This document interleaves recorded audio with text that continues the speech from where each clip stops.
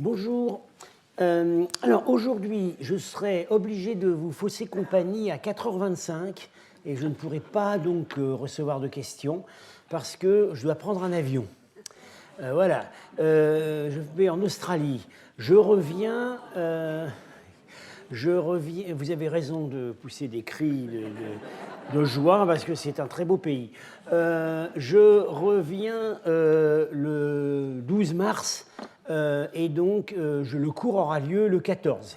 Bon, je reste accessible par mail là-bas.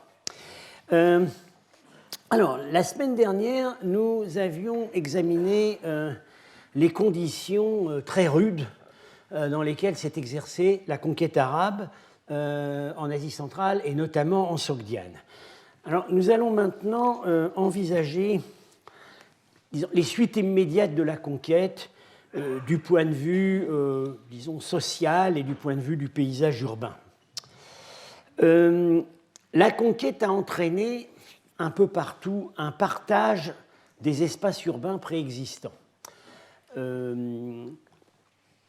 Contrairement à ce qui s'est passé ailleurs, les Arabes ont assez peu souvent, on peut peut-être même dire jamais, fait le choix de construire leur propre ville à côté du site ancien. Oui, ils l'ont fait pour Merv, mais plus tard, voilà. Et pour Bactre, mais très temporairement. Ils ont occupé les sites urbains préexistants.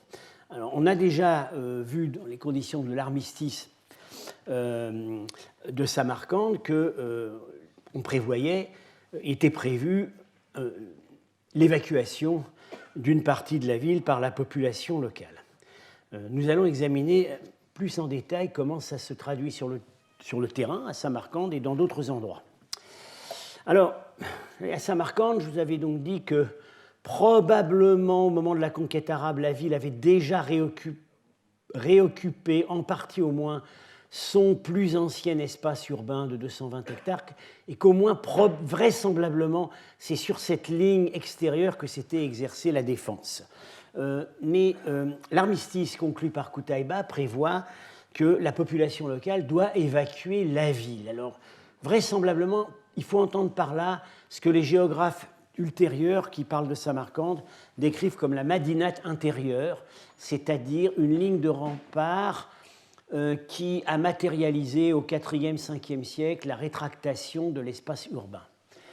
Alors, il se trouve que les fouilles que nous avons menées dans ce secteur, sur cette ligne de rempart, voilà, ici, ont confirmé que ce rempart de briques crues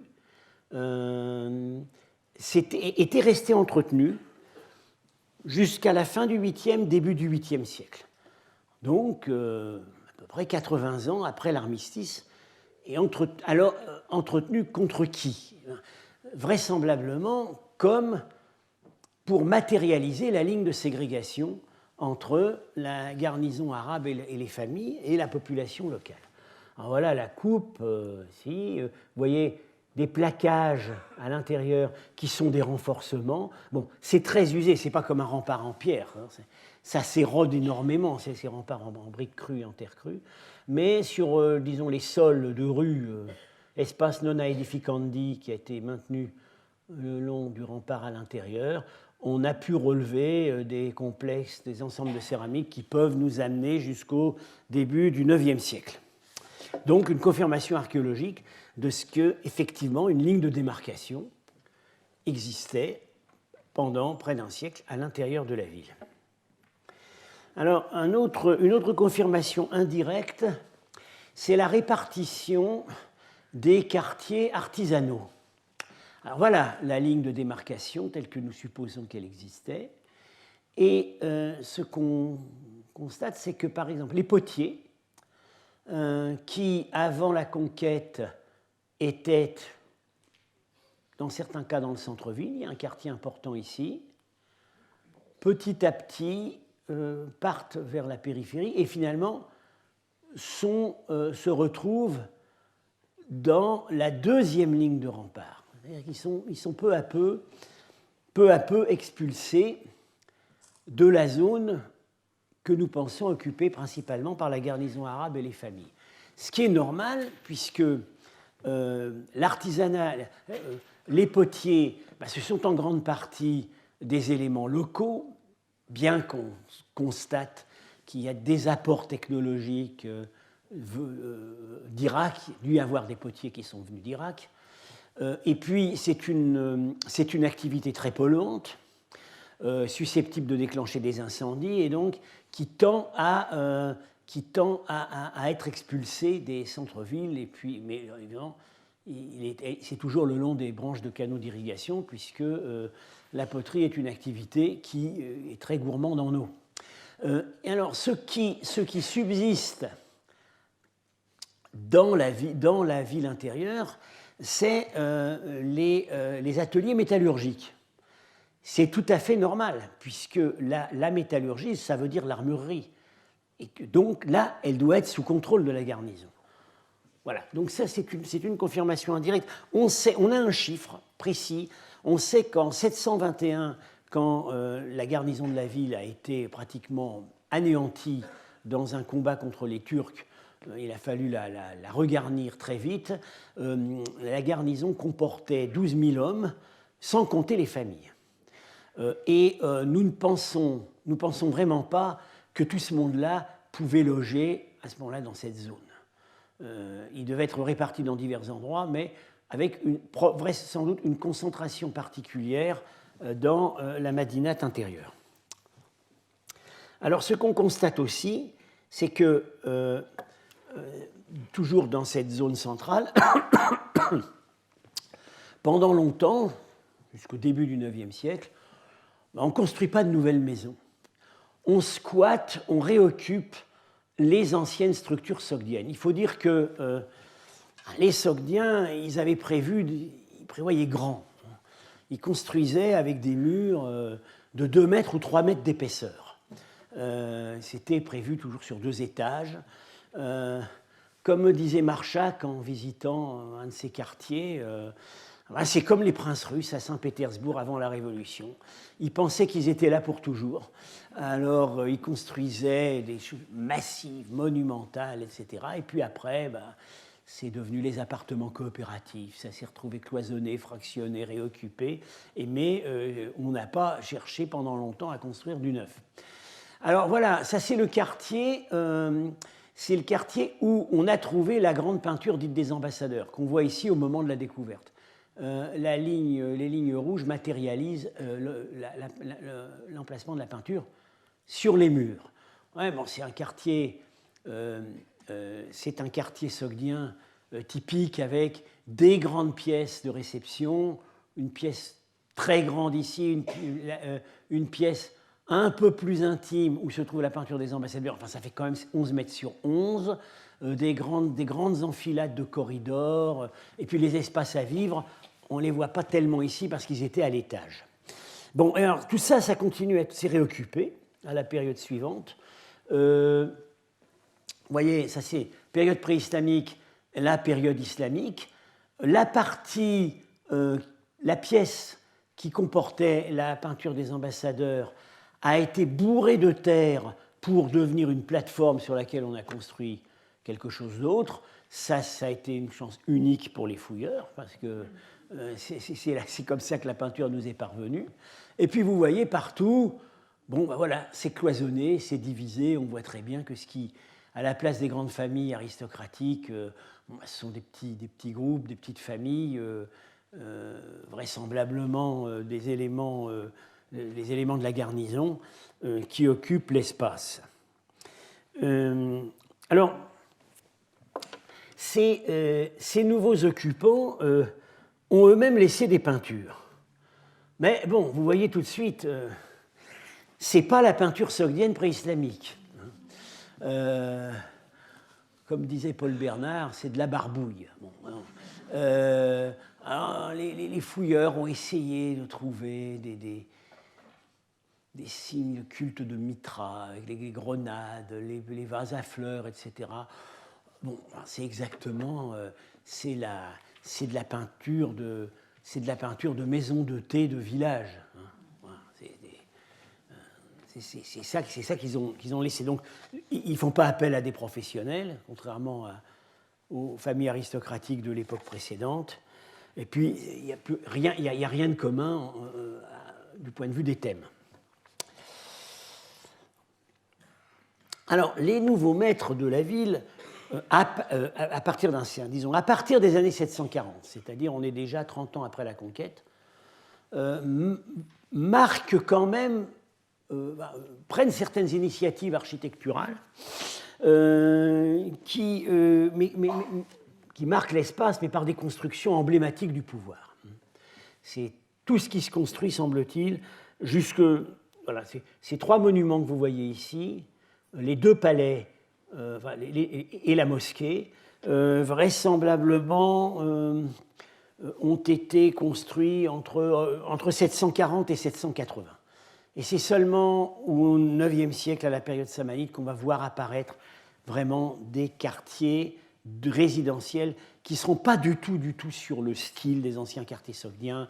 C'est des maisons autour d'une cour centrale. C'est un schéma qui a été introduit du Proche-Orient, qui n'existait pas dans les maisons sogdiennes, avec des murs minces, une construction de moins bonne qualité, ce qui n'empêche pas que dans certains cas, ça pouvait être décoré de manière très élégante par des panneaux de stuc. On verra ça plus tard. Bon, ce qui se construit, disons, à la fin de l'époque omeyyade et au début de l'époque abbasside, ce sont donc d'abord 2 palais. Le premier, c'est celui que j'ai fouillé, que j'appelle le palais omeyyade, que par divers indices, j'attribue à l'époque du gouvernorat de Nasr ben Sayyar, le dernier gouverneur omeyyade, dans les années 740, qui a pacifié le pays et a eu une politique, disons, d'entente avec les aristocraties locales. Alors, il est fouillé incomplètement, hein, mais on voit que ce n'est pas une réalisation architecturale très pensée. On a des enfilades de pièces, dans un style qui n'est pas sans rappeler celui des palais omeyyades d'Irak et des palais omeyyades de Syrie, Jordanie et des palais abbassides d'Irak, mais ce n'est pas une réalisation véritablement architecturale. Même si c'est très puissant, ça a demandé beaucoup de moyens, les murs sont très épais, on avait vraisemblablement prévu un étage qui finalement n'a pas été monté, et puis la plupart des pièces sont couvertes de dalles de terre cuite. Ça, c'est une innovation introduite à cette époque, avec des tampons en écriture koufique qui nous donnent des indications sur le contexte de réalisation. Je serai amené à en reparler, disons, pour simplifier. Il y a 3 tampons. Il y a 2 tampons qu'on lit Irshid et Ishtiran.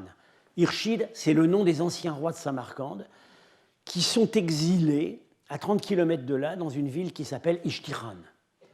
Donc on voit très bien que ça tourne autour des anciens maîtres. Et puis il y a un autre tampon où on lit un nom arabe, Hammad. Il y a très peu d'Hammad attestés à cette époque dans la région. Il y en a un, Hammad al-Sourdi, qu'on pense avoir été le Hamil, le collecteur des impôts de Nasr ben Sayyar à Samarcande à cette époque.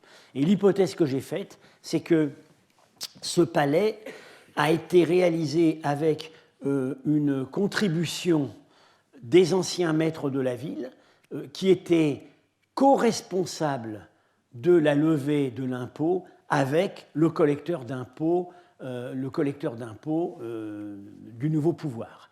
Une co-responsabilité qui s'est établie dans les années 720. Avant, c'était uniquement les anciens seigneurs qui étaient chargés de collecter l'impôt. À partir des années 720, on ne leur fait plus tout à fait confiance et ils sont jouxtés par un amil arabe. Et c'est cette situation qu'exprimeraient les tampons sur les briques du palais ordonné par le gouverneur, dans lequel il n'a pas dû beaucoup habiter puisque Nasr ben Sayyar, après avoir pacifié la Sogdiane, est revenu à Merv. Et puis le palais, c'est resté inachevé. Il y avait quand même apparemment une grande salle d'audience qui était prévue dans un secteur. C'est resté inachevé parce que, pourquoi? Là encore, c'est hypothétique, mais c'est très tentant. Un nouveau maître arrive. Abou Muslim, l'auteur, l'organisateur de la révolution abbasside, qui est un Iranien d'une origine très obscure, et qui, en fait, qui a mis les Abbassides sur le trône, qui a organisé la révolte, et qui, pendant quelques années, a gouverné depuis Samarcande, tout le Khorasan, comme gouverneur pratiquement indépendant. Bon, évidemment, il est arrivé ce qui devait arriver. Au bout de 5 ans, les Abbassides, pour le remercier de ses grands services, lui ont confié l'immense honneur de conduire le pèlerinage à la Mecque. Et puis, bon, il fallait venir quand même saluer, manifester son attention au calife, au passage. Et évidemment, pendant l'audience, le calife bat des mains et des assassins sortent derrière les tentures et abattent Abou Muslim. Il était devenu trop puissant et trop indispensable. Alors voilà, son palais a été fouillé par Yuri Kariev. Je serai amené à en reparler. Alors vous voyez, c'est très contrasté, c'est très différent, c'est plus petit, mais là, c'est une réalisation architecturale pensée, avec une cour centrale, des enfilades de pièces très régulières, une rangée de grosses colonnes rondes qui sont en briques, qui sont une complète innovation dans la région, qu'on va retrouver à la même époque uniquement au palais de Vararsha près de Boukhara, dont je vais parler plus tard, et qui sinon renvoie clairement au souvenir de l'architecture sassanide d'Iran et d'Irak.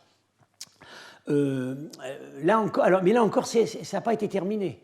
Il devait y avoir un étage, il n'a pas été monté. Il n'y a aucun décor, ce qui est tout à fait invraisemblable. Il est évident qu'un décor était prévu.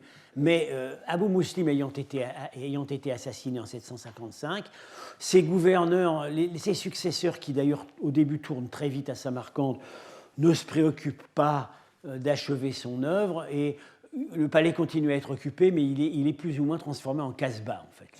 Le mur, l'aile de grande colonne n'a jamais été terminée, c'est remplacé par un mur, etc. Je serai amené à parler de ça. Là, on voit vraiment les nouveaux maîtres qui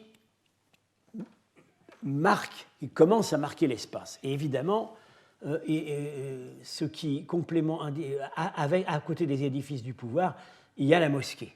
Alors, il y a toujours eu une mosquée à Samarcande depuis la conquête en 712. L'armistice conclu par Qutaïba, les récits de la prise de la ville par Qutaïba indiquent qu'il a fait construire une mosquée, vraisemblablement à l'emplacement d'un ancien temple que nous pensons se trouver dans la zone, mais qu'on n'a pas trouvé.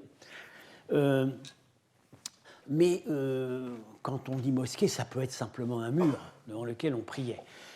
Une véritable mosquée sur plan carré de type syro-irakien, enfin, déjà de type Médine, s'érige vraisemblablement, pensons-nous, dans les années 760-770, donc un peu plus tard plus tard que les palais. Sa construction mange en partie l'ancien palais de Nasr ben Sayyar, mais qui continue à être occupé, alors on ne sait pas très bien, peut-être par des bureaux, peut-être par ses descendants, là, on n'a pas beaucoup d'indices. Et puis, peut-être un demi-siècle plus tard, déjà au début des Samanides, comme la montée des conversions amène un public de plus en plus nombreux à la prière du vendredi, la mosquée est élargie vers l'ouest. C'est un schéma qu'on retrouve ailleurs en Asie centrale. Et là, l'ancien palais omeyyade disparaît presque complètement. Voilà, donc on ne peut pas dire qu'à partir des années 740, les nouveaux conquérants marquent l'espace urbain, mais encore une fois, uniquement par des monuments du pouvoir. Monuments du pouvoir, monuments militaires aussi. Là, ils n'ont pas refait les remparts de la ville, qui étaient extrêmement massifs et robustes depuis en fait, l'époque grecque, ce qui n'avait pas empêché Qutaïba de prendre la ville avec des catapultes. Ils continuent à occuper la citadelle qui est ici, mais ce que fait Abou Muslim, c'est qu'il fait entourer d'un long mur l'oasis de Samarcande.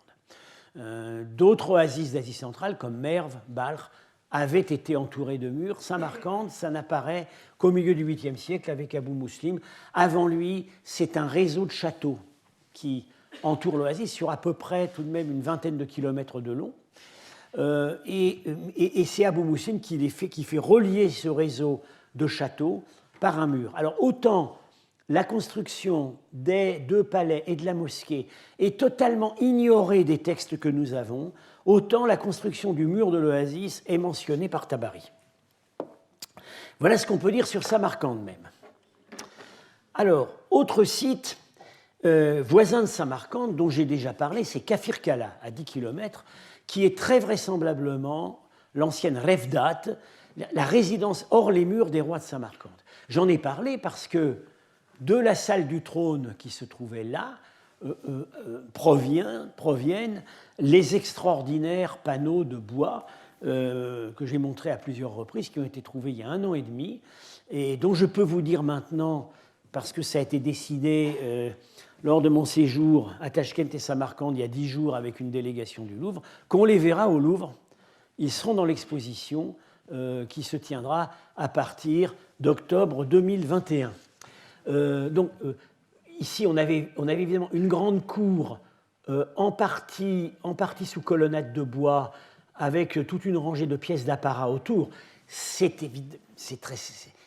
la cour d'audience, c'est l'endroit où le roi de Samarcande recevait des délégations, peut-être célébrait les fêtes du Nouvel An. C'est typique de ces palais, pas forcément résidentiels, mais somptuaires, qu'on a aussi dans le monde sassanide. Alors, c'est réoccupé après la conquête. D'abord, il y a un incendie, et depuis très peu, on pense dater l'incendie, on a des monnaies là, et l'incendie daterait de 712, c'est-à-dire au moment même où Samarcande tombe. Au moment où Samarcande tombe, on s'empare, on met le feu à la résidence sur les murs du souverain. Et puis, ensuite, c'est réoccupé. Alors, hein, les traits plus foncés indiquent les murs plus tardifs. Bon, la colonnade est incendiée, n'est pas reconstruite. Sous les cendres de l'incendie de la colonnade, on a trouvé une incroyable collection de sceaux, plutôt d'empreintes de sceaux sur des bulles d'argile crue qui ont cuit miraculeusement dans l'incendie malheureusement, l'incendie, il a aussi détruit les documents qui étaient attachés aux sceaux. Donc on n'a plus que les sceaux, on n'a pas les parchemins. Peut-être finira-t-on par en trouver ailleurs. Donc ça, c'est pas reconstruit, on voit très bien. On cloisonne. Alors vous voyez ici, typiquement, ce que vous voyez ici, c'est une voûte superbe. C'est la technique dite en tranche inclinée qu'on observe très bien en Asie centrale, une voûte en briques crues, construite sans étai. C'est des prouesses technologiques sur un long corridor. Sauf que là, ce que vous voyez, ce n'est pas la voûte, c'est l'effondrement de la voûte. C'est-à-dire que tout est tombé par terre, d'un coup. Et par-dessus s'installent des petites pièces, des petits bâtiments médiocres. Or, qui sont ces gens qui occupent les lieux ?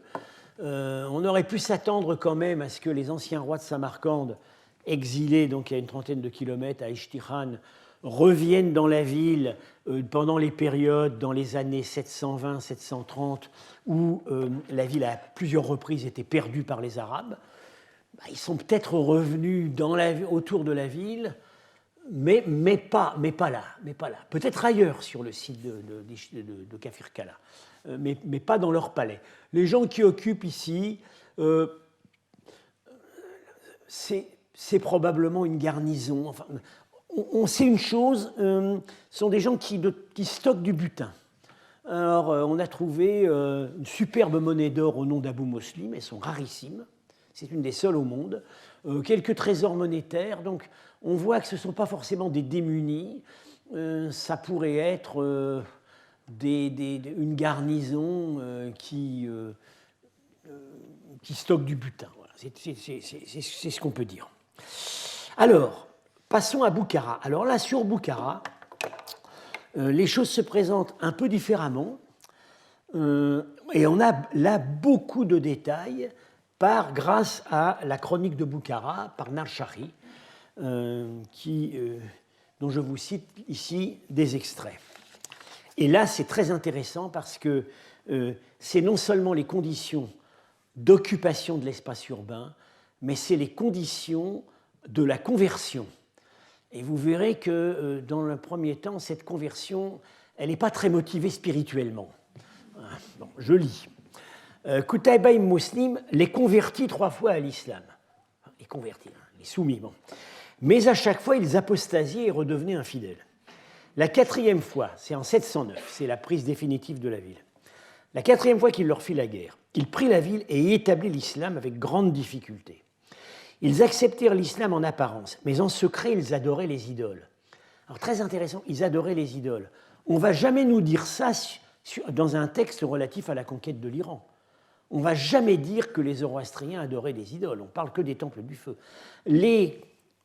On savait très bien que en Asie centrale, même si on peut toujours les classer sous l'étiquette zoroastrienne, il y avait des statuts de culte. En secret, ils adoraient les idoles. Ils les adoraient chez eux, on voit. Qutayba jugea approprié d'ordonner aux gens de Boukhara de donner la moitié de leur maison aux Arabes, de sorte que les Arabes soient avec eux et informés de leurs sentiments. Qutayba fit édifier une grande mosquée à l'intérieur de la citadelle.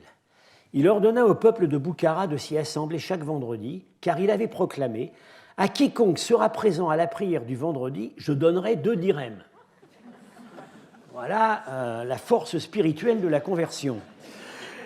Dans les premiers temps de leur conversion à l'islam, pendant la prière, ils récitaient le Coran en persan, car ils étaient incapables de comprendre l'arabe. Alors en fait, le texte de Narshari qui est en persan, enfin qui nous est parvenu dans une traduction persane, dit en persan, mais il faut comprendre en sogdien. Et il cite, alors voilà, il cite les ordres qui étaient donnés, qui sont très simples, ça veut dire à genoux, levez-vous. Et c'est des mots sogdiens. Donc on leur criait des ordres en sogdien. Ce qui comptait, c'est qu'ils fassent vaguement le geste de la prière. Visiblement, on leur demandait pas grand-chose d'autre. Sur les portes de la grande mosquée se trouvaient des images avec les visages effacés, mais le reste était dans l'état d'origine. Alors là, Narshari nous raconte toute une histoire. C'est qu'autour de la ville, les riches propriétaires avaient gardé leur château, ils les gardent longtemps. Et les riches n'avaient pas besoin des 2 dirhams. Ça veut dire ils n'ont pas besoin de faire semblant de s'être convertis. Et donc, ils avaient gardé sur les murs, les portes de leur château, donc sur chaque porte, le propriétaire avait mis la figure de son idole. Ils avaient gardé sur les portes de leur château les images des dieux sogdiens. Et puis un jour, il y a une expédition vengeresse de musulmans de Boukhara qui sont allés arracher des portes, les ont ramenées dans la ville, on les a mises, mais en effaçant les visages. L'une de ces portes, alors nous dit Narshari, était encore visible au palais de Boukhara au XIIe siècle. Alors, ces portes, aujourd'hui, on peut très bien savoir à quoi elles ressemblaient. C'est ça. Alors, voilà un morceau d'un panneau de Kafir Kala dont je vous ai parlé, et l'extraordinaire visage de la déesse Nana, la grande déesse de Samarcande. Et voilà, c'est un panneau qui vient de Penjikent, qui montre un dieu indien, Kartikeya, le dieu de la guerre, avec son pan. Voilà. Mais vraisemblablement, il est assimilé au dieu sogdien, au dieu iranien de la guerre Vahram. Il a une épée, il est en fait comme un aristocrate sogdien dans la pose du délassement. Il a la conque typique de Kartikeya et son pan.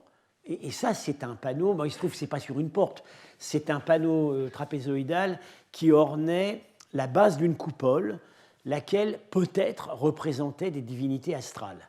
Or, Kartikeya, Vahram, c'est Mars, le dieu de la planète Mars. Ça pourrait expliquer l'image. C'est exactement ça que les gens de Boukhara sont allés prendre dans les châteaux pour mettre sur la porte de la mosquée, et puis en effaçant les visages. Alors, on a des renseignements aussi sur Balkh, qui est prise en 705, Alors là, à Balkh, le schéma est un peu différent parce que là, effectivement, les Arabes ont vécu dans un campement en dur. Aujourd'hui, entre Balkh et Mazar-i Sharif, on pense qu'on a identifié l'emplacement, ça s'appelle Baroukan. Et on nous dit, pourquoi n'ont-ils pas vécu dans la ville à ce moment-là? La ville était en ruine et on nous parle d'une épidémie peu avant la conquête. Je vous avais dit, il n'y a pas vraiment d'indice d'épidémie massive comme en Iran à la même époque. C'est un des rares indices d'une situation épidémique. Alors, entre-temps, j'avais fait donc cette hypothèse que peut-être la peste de Justinien, qui a dépeuplé l'Empire byzantin et facilité la conquête arabe, n'aurait pas atteint l'Asie centrale.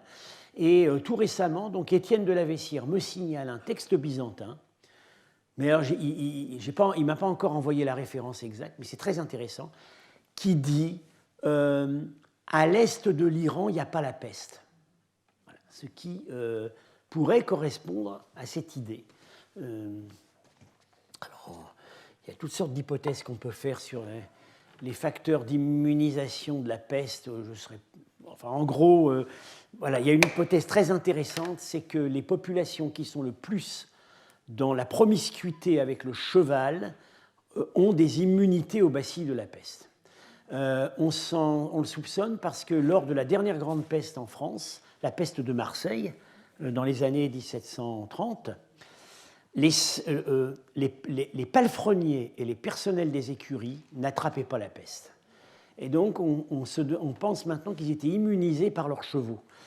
Alors, vous me direz, les Iraniens, ils montaient à cheval aussi.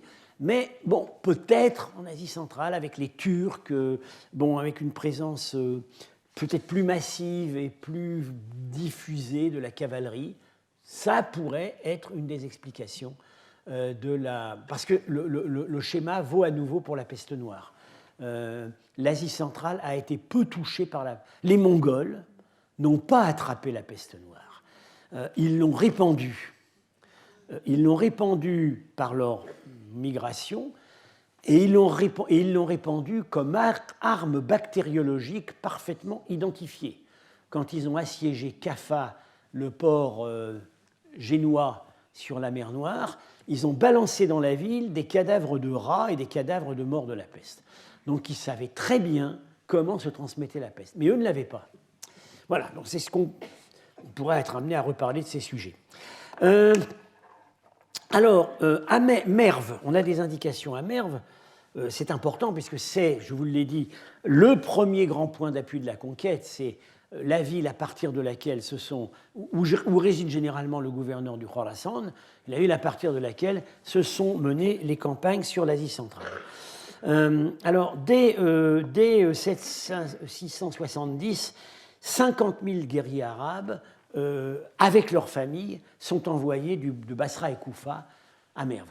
Les chiffres ont été mis en doute, paraissant incroyablement élevés, mais dans une étude récente, Étienne de la Vessière a montré que c'était crédible, que du coup, ça aurait représenté la moitié. Merv aurait eu la capacité de nourrir, l'oasis de Merv aurait eu la capacité de nourrir entre peut-être 300 000, 400 000 habitants, et on peut du coup très bien imaginer que la moitié de la population est désormais constituée d'Arabes avec leurs familles. Alors, c'est confirmé par l'étude de la cartographie du peuplement, réalisée par la mission italienne de Tosi, il y a assez longtemps. Les points rouges sont les points d'occupation à l'époque sassanide. Voilà, Merv est ici. Et les points verts sont les points d'occupation à l'époque islamique. Alors, vous voyez, ça se densifie considérablement à l'époque islamique ancienne, mais toujours à l'intérieur du grand mur d'Oasis qui remonte, celui-ci vraisemblablement à l'époque sassanide. Il y en a un autre plus petit qui remonte aux Grecs. Alors, même, on nous dit que dans la ville même, la moitié des maisons sont attribuées aux Arabes. Même histoire qu'à Boukhara.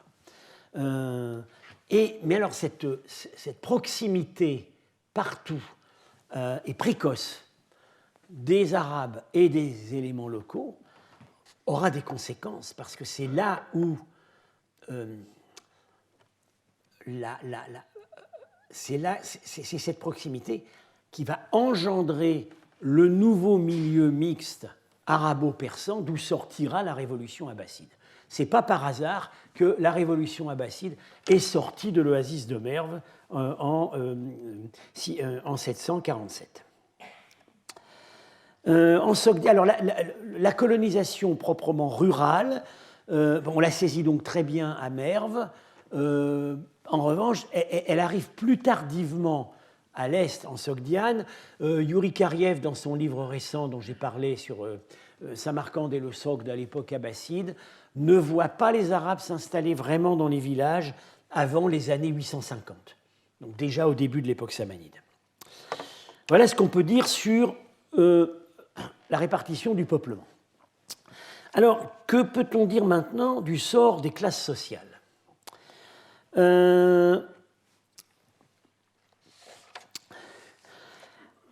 On saisit très bien ce qui se passe à Penjikent. La ville est prise en 722, largement abandonnée, sauf une garnison arabe qui occupe l'ancien palais, dont le décor, je l'ai dit, qui comportait une propagande politique, est soigneusement détruit et bûché, alors que ce n'est pas le cas ailleurs. Et dans les années 740, les maisons sont restaurées, les gens reviennent. Et évidemment, Barchak a pensé que c'était la conséquence de la politique de pacification de Nasr Ben Sayor, qui a accordé une amnistie aux anciens Sogdiens qui s'étaient exilés, notamment au Fergana, amnistie ne comportant pas l'obligation de se reconvertir. Donc, il a laissé revenir des gens dont on savait très bien qu'ils n'étaient pas convertis à l'islam, ou que s'ils s'y étaient convertis, ils l'avaient abandonné très vite. Et la majorité des extraordinaires décors peints que nous avons dans les maisons de Penjikent remontent à cette phase, des années 740. Donc encore une fois, l'art totalement pré-islamique de Penjikent, du point de vue chronologique, c'est pratiquement déjà l'époque abbasside. Alors voilà, le plus célèbre de ces décors, c'est évidemment le cycle des exploits de Rostam, trouvé dans une maison particulière, dont on a parlé ici même à mon séminaire il y a 2 ans. Celui-là, vous ne le verrez pas. Vous ne le verrez pas à l'exposition Ouzbékistan, puisque Penjikent est au Tadjikistan. Mais vous ne le verrez pas non plus à Guimet à l'expo Tadjikistan qui se tient à partir de novembre cette année, parce qu'il n'était pas envisageable que l'Ermitage s'en dessaisisse. Il faut aller à Saint-Pétersbourg, le voyage en vaut la peine. Alors, dans ces nouveaux décors, ce qui s'affiche surtout, plus qu'avant peut-être, certainement plus qu'avant, ce sont des thèmes épiques. Et des thèmes que, dans plusieurs cas, on peut raccrocher à des épisodes du Shahnameh. On sait maintenant qu'il y a trois cycles de peinture à Penjikent qui représentent des exploits de Rostam, dont un cycle qui est en fait centré sur son fils, Faramars. Alors là, ce n'est pas dans le Shahnameh, mais c'est dans ce qu'on appelle les petites épopées qui ont fleuri autour du Shahnameh.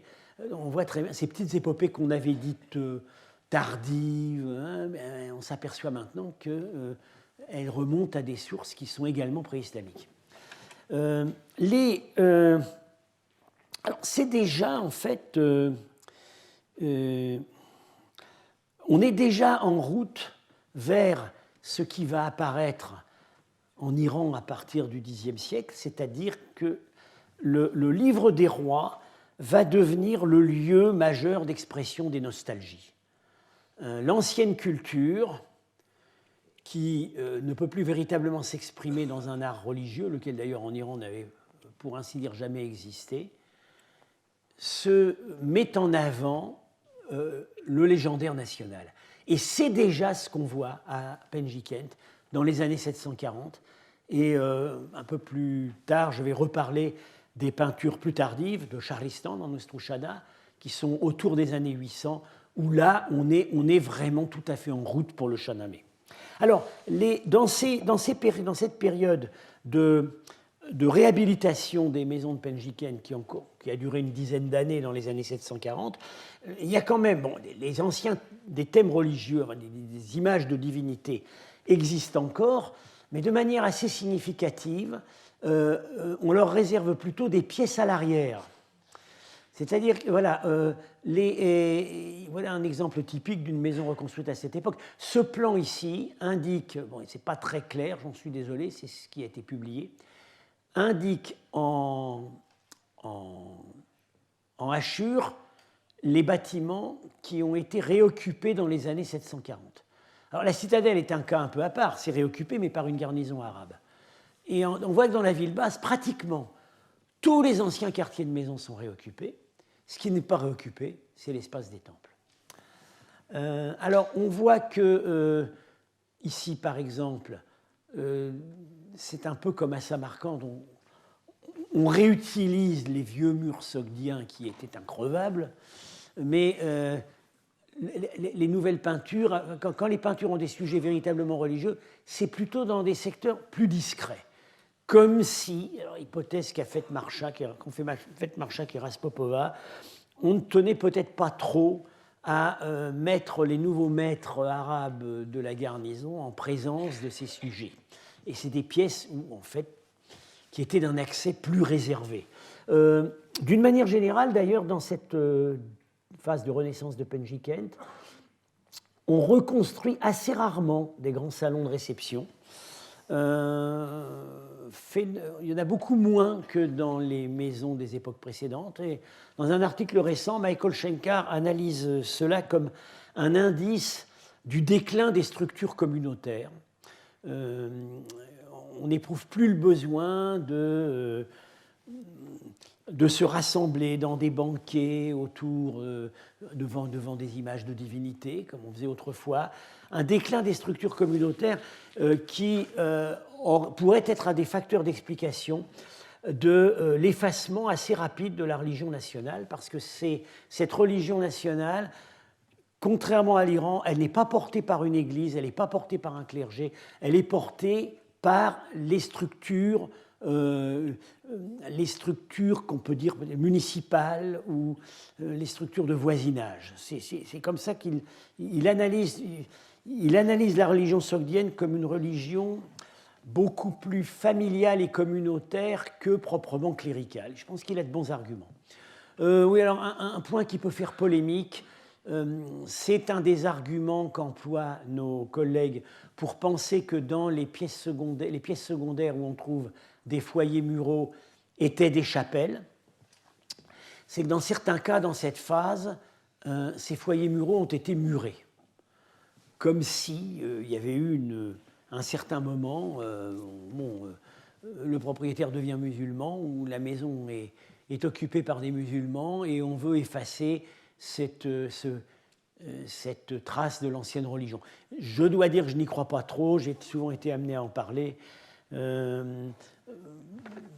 Mon opinion que je partageais avec Paul Bernard, que je partage maintenant avec Pavel Lourier, c'est qu'il y avait certainement des activités religieuses autour de ces foyers, puisque dans le contexte iranien, tout feu est forcément l'objet de libation, feu domestique l'est aussi, mais on n'a pas construit ces pièces et ces foyers pour faire des chapelles.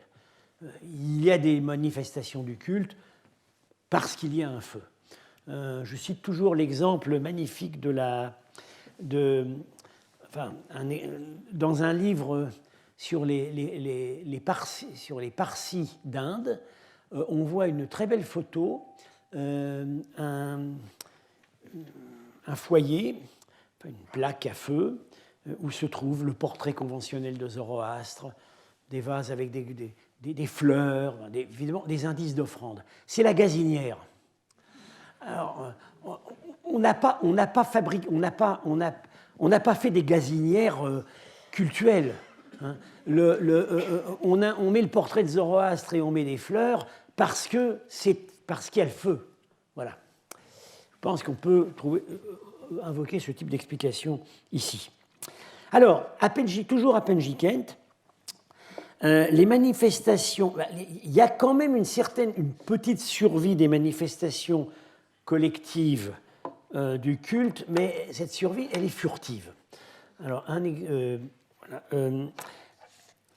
exemple, voilà les deux temples, j'ai souvent été amené à les montrer, qui sont abandonnés à la conquête.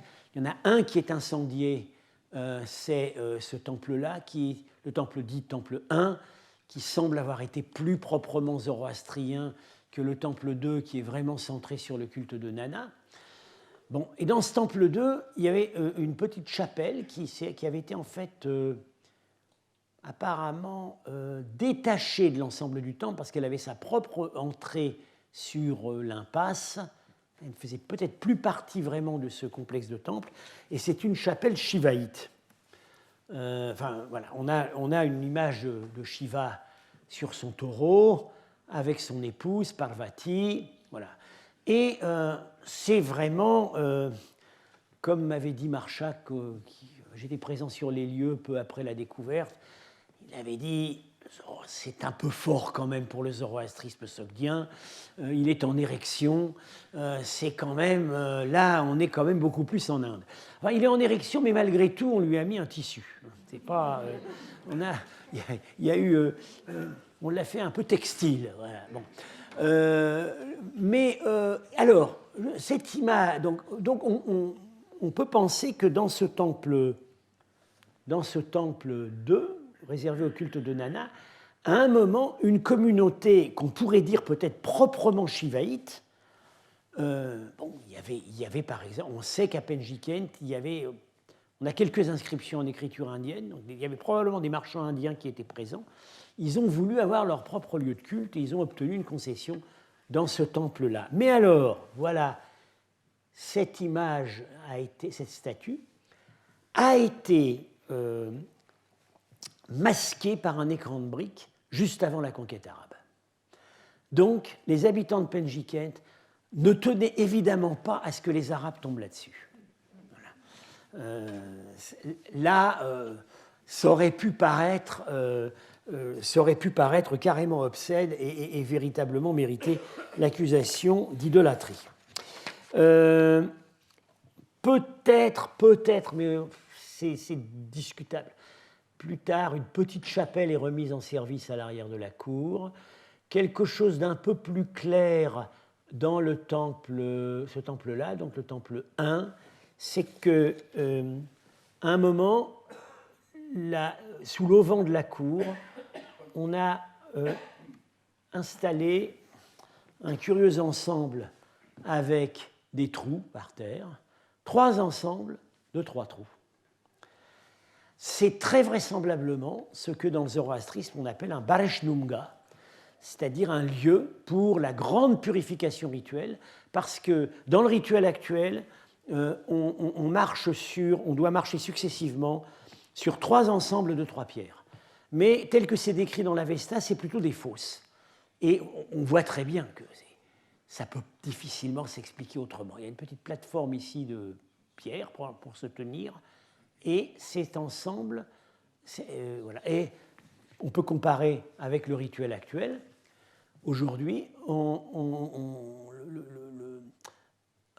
celui qui subit la purification est nu, marche sur des ensembles de pierres. Le prêtre est accompagné d'un chien qui prend sur lui l'impureté.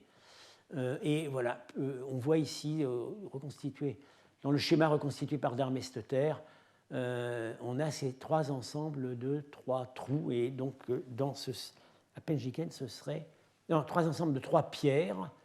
En fait, dans l'Avesta, c'est décrit comme 3 ensembles de 3 trous, ce qu'on voit aussi à Penjikent. Donc, c'était évidemment pas une installation permanente, c'était tout le temps refait. Et donc, c'est un indice, quand même assez parlant, de ce que l'ancien temple, et surtout ce temple 1 qui était plus propre, où on identifie plus nettement un répertoire zoroastrien, après la conquête, a continué à être fréquenté par des fidèles.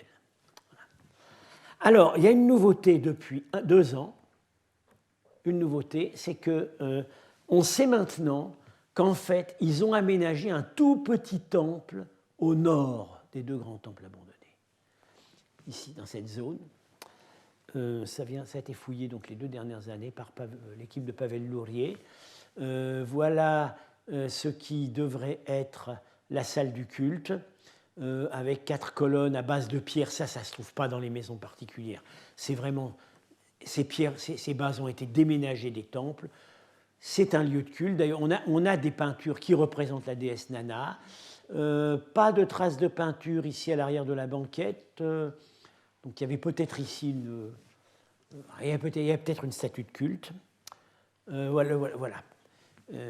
C'est ce local avec une sacristie à l'arrière, un lieu de culte ici. Enfin, peut-être d'ailleurs que l'objet du culte était dans la pièce à l'arrière, comme c'est le cas d'ailleurs. C'est la reproduction à toute petite échelle du schéma typique des temples de Penjikent, avec une salle à 4 colonnes, et derrière, celle-là, où se trouve l'image de la divinité. C'est probablement ce qui se passe ici. Donc, ils ont, disons, le pouvoir arabe, parce que ça ne pouvait pas être fait clandestinement, a toléré le réaménagement d'un petit lieu de culte de la religion locale. Autre exemple, à mi-chemin entre Samarcande et Penjikent, c'est un temple très très intéressant, Valarsar, qui a été fouillé dans les années 90. Un endroit intéressant lui-même parce que c'est près du barrage dont dépendait toute l'alimentation en eau de Samarcande. Et c'est un objectif stratégique. Chaque fois qu'il y a une campagne arabe sur Samarcande, il y a une bataille ou un raid sur Valarsar. Parce qu'on sait très bien que Valarsar, c'est là où on ouvre, où on coupe le robinet qui alimente Samarcande. Alors voilà, il y a un très grand temple extraordinaire avec typique des temples sogdiens, un grand hall à colonnes, un autre ici, et il y avait une celle-là donc à l'arrière. Et ce temple, à un moment, est incendié, un énorme incendie. J'ai vu les cendres, ça montait jusqu'au plafond. Et à un moment, sur la ruine, on reconstruit par-dessus l'ancienne cella 3 pièces, dont celle centrale doit être la pièce principale, la celle-là, mais il semblerait qu'il n'y a pas de statue de culte, il y aurait peut-être un foyer mural. Peut-être qu'on aurait remplacé la statue de culte par un petit autel. Je ne suis pas totalement convaincu, mais c'est ce que pensent les fouilleurs. On a, dans cette phase de reconstruction, quelques traces de peinture, pas très parlant, mais ça suffit pour voir qu'il y a des adorants ici, avec les pieds sont petits, et là il y a un dieu avec les pieds plus grands, et ce dieu il danse. C'est Shiva, ça peut être le Shiva sogdien, c'est-à-dire qui a le nom en fait d'un dieu iranien, Weshparkar, tel qu'il est représenté ici à Penjikent, avec cette position des pieds, le corps bleu de Shiva. On a des indices qu'à l'époque antérieure, c'est plutôt la déesse Nana qui est vénérée dans ce temple, dans cette reconstruction. On aurait, semble-t-il, une image du dieu Weshparkar. Le problème, c'est la chronologie. On n'a en fait pas de monnaie, très peu d'indices pour dater on aimerait bien pouvoir dater précisément cet incendie et cette reconstruction. Alors, est-ce que c'est en parallèle avec Penjikent? Il est possible que Valarsar ait été à un certain moment dans l'orbite de Penjikent, donc on se situerait en 722. Ça pourrait être en 712, au moment de la chute de Samarcande. Les fouilleurs pensent avec certains arguments, assez faibles à mon avis, que c'est encore avant, c'est dès les années 680, quand il y a un premier raid arabe qui s'abat sur Samarcande. Un argument tout de même, c'est que ces peintures de la dernière phase, bien que très peu conservées, sont d'une qualité esthétique tout à fait compatible avec les époques plus anciennes. Mais ceci dit, quand on reconstruit les temples, les salons des maisons à Samarcande, et qu'on refait des peintures dans les années 740, le niveau artistique est le même qu'avant. Voilà, Samarcande offre un cas différent, parce que là, les manifestations cultuelle et artistique de l'ancienne religion ne pouvait plus s'exprimer dans la ville elle-même à cause des conditions de l'armistice. On ne pouvait pas avoir 12 000 soldats arabes et leurs familles ici et continuer à tolérer l'ancien temple. Bon, il est évident, s'il se trouvait là, ce qu'on pense, il est de toute façon abandonné et très peu de temps après, il est remplacé par un palais arabe, puis la mosquée. On peut difficilement imaginer qu'il y ait eu des lieux de culte de la religion ancienne à l'intérieur de la ville. Alors, était-il à l'extérieur? On ne connaît pas assez l'archéologie des faubourgs pour le dire. Voilà ce qu'on peut dire sur Samarcande. Il y a des indices d'une survie plus durable de la forme locale du zoroastrisme, mais qui proviennent d'autres régions. Alors, j'ai déjà parlé de Boukhara, je vais être amené à en reparler. Et puis, quelques indices assez nets qui proviennent des zones qui ont été conquises les dernières. Les Ostrouchana, Fergana, ça nous met déjà au début du IXe siècle.